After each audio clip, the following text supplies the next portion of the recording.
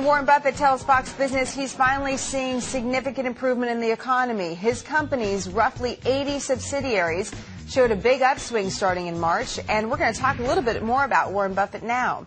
Tens of thousands of shareholders are flying into Omaha, Nebraska this weekend for Berkshire Hathaway's annual meeting. Fox Business's Liz Clayman caught up with the chairman and CEO, Warren Buffett, to see how he prepares for the big event and a first on Fox interview.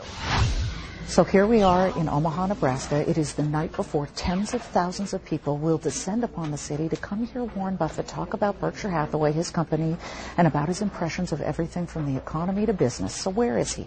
Is he at his desk? Is he preparing presentations? No, he is playing bridge. We caught up with him right here in Omaha.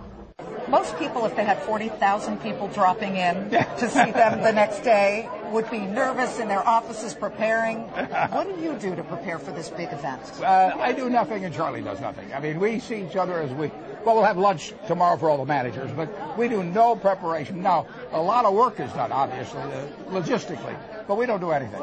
In fact, you're here playing bridge. Yeah, I'm going to play bridge for the next 3 hours, maybe 3.5 hours. You're not stressed out that No. This could be a record-breaking crowd this time, starting tomorrow? I'd be stressed out if it wasn't a record-breaking crowd. No, this is fun.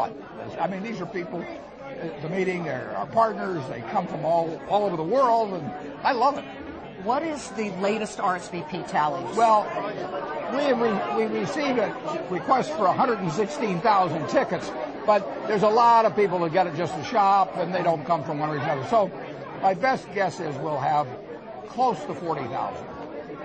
Not 40,000? Well, I don't know. You don't know. And the truth is we'll never know in the end because they come and go, and I mean, it's a little hard to keep track. But a record crowd, then. Oh, no question about that. There were 12 people here in 1981.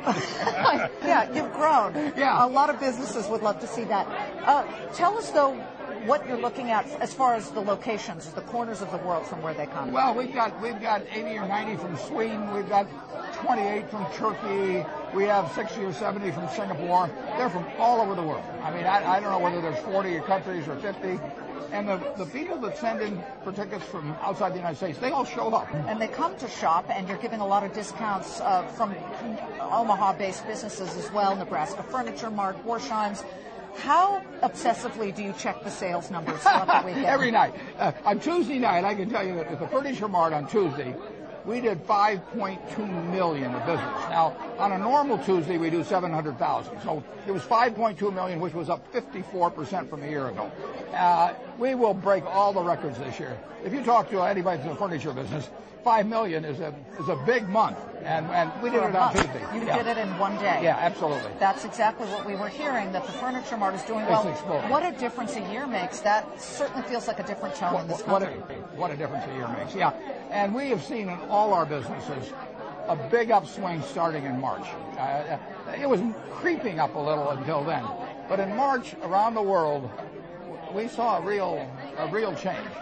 Mostly in the United States and Asia Pacific, but Europe not as much. But in our ISCAR business, for example, every day we're getting orders in terms of small tools that are getting used. I mean, nobody's buying those for speculation or anything. So we really have our finger on what's going on currently. Now, people will be asking you questions. You never know the questions in advance at the meeting.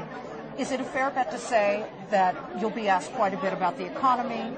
Well, I expect it, but I really don't know the question. And half of them are sent to the journalists ahead of time. Half of them come from the audience there.